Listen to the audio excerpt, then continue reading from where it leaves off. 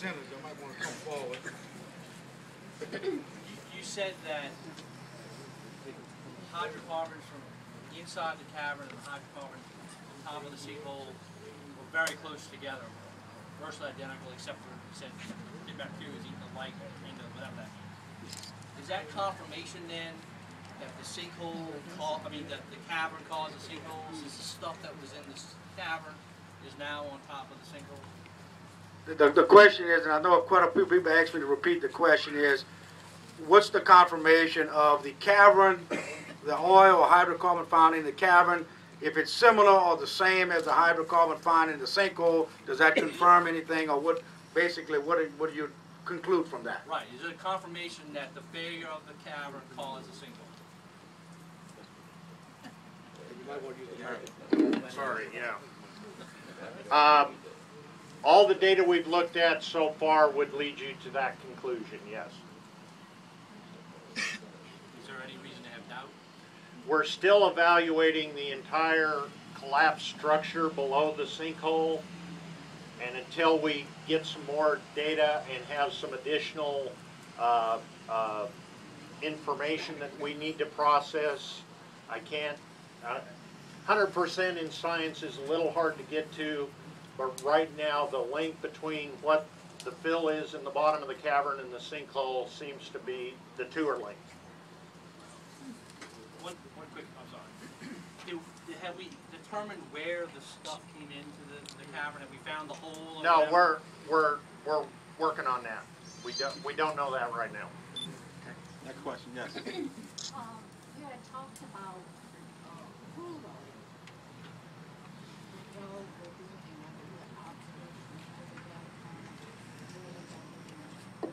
Where was that at? Okay, let me repeat the question.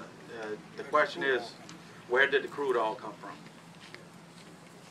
Right now, best we can tell, the crude oil came from one or all three of the producing beds that have been, these are sand units that were produced historically in the 50s and 60s and 70s to the west of the dome.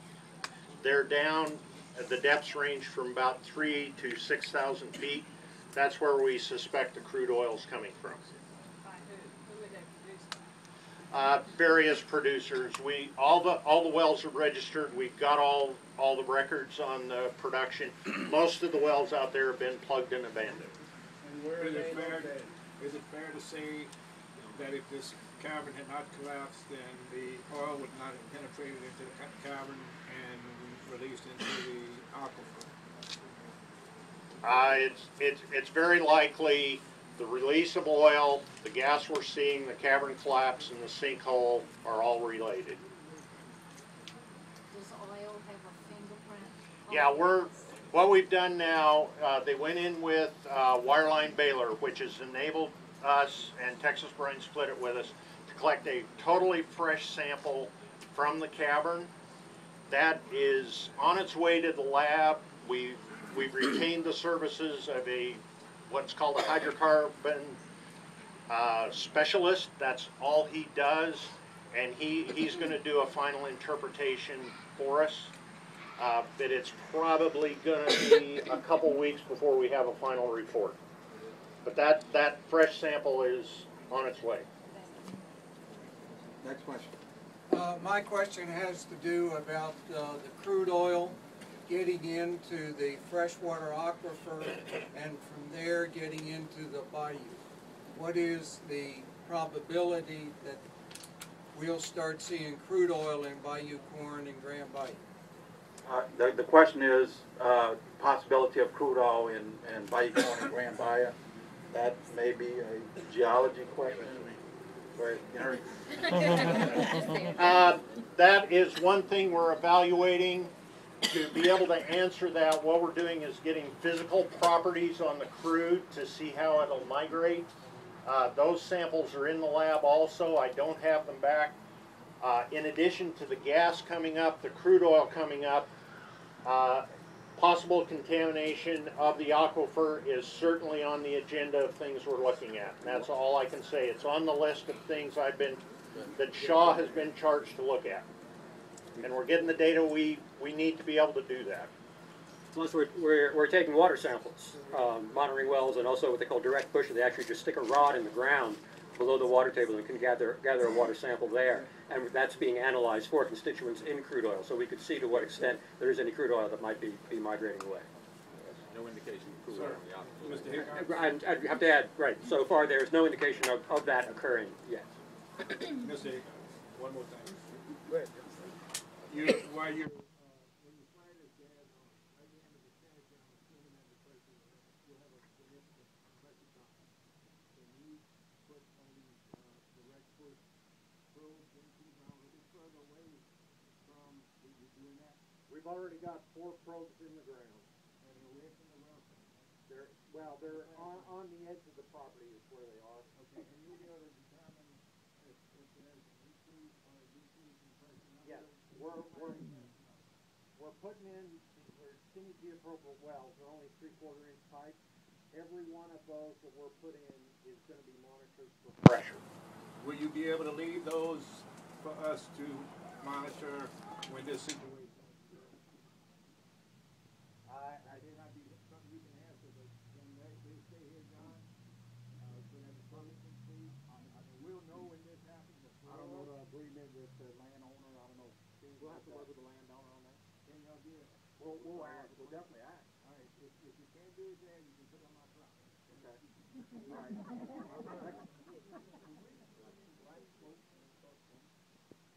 And the question is, will we see black smoke when they start bending and flaring off?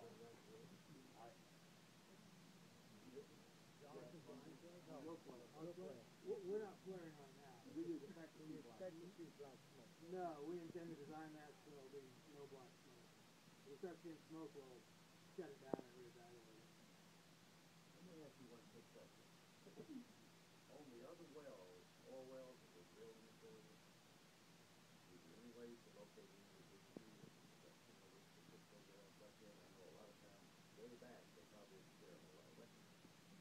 But, the gravity, a lot of test information comes in that control. So the question being is, has anyone explored that area of possibility? The question is, on the old exploration wells, can they look at the data to see if there's any comparable measurements as far as gravity and so forth to be able to determine if this is the source? So, Jeremy? The answer is yes. I've got 2 guys that are working on that right now. We've got to go back through records. That is a pathway we're exploring right on. I mean, that's what we're doing right now. We're doing it today. With natural gas as safety, what about air quality? All right, who wants to take the air quality? Chris Pillion. Bruce Martin with Texas. Brian mentioned this already. We're monitoring 24/7. This is the DEQ Mobile Air Monitoring Lab, which is conducting 24/7 analysis for methane and non-methane hydrocarbons, as well as hydrogen sulfide. We go through the community with real-time monitors to detect for flammability levels, volatile organic carbons, and if we ever see anything that's even slightly elevated, we've seen some numbers of like 2 and 3 parts per billion, which is really background. And I was just talking to some folks in down around the New Orleans area where they were seeing things at 30 in somebody's front yard because of some. So those are very low levels. But even though when we see things that are slightly above what we've considered background, we collect canister samples and analyze them for toxics. We're collecting a lot of samples and a lot of information that are posted on our website as soon as it's final, and none of the data indicates that there is any risk throughout this whole incident for any health concern, human health concerns based on air pollution. So I want to make sure everybody is assured of all that, and the data that we post on the web is indicative of that, and we will stay here to provide that information just in case something changes.